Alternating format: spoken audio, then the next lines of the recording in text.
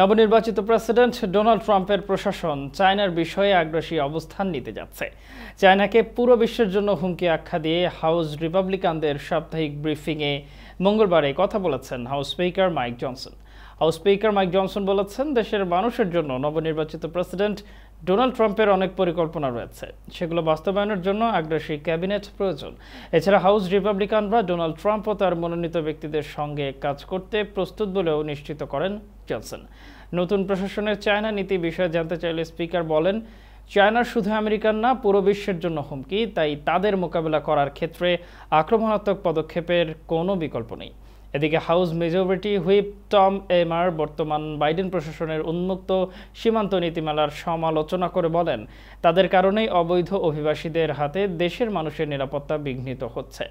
দেশের মানুষ এই প্রশাসনের অত্যাচার সহ্য করতে না পেরে 5 নভেম্বরের নির্বাচনে রিপাবলিকান প্রার্থী ট্রাম্পকে জয়যুক্ত করেছেন বলে তিনি দাবি করেন।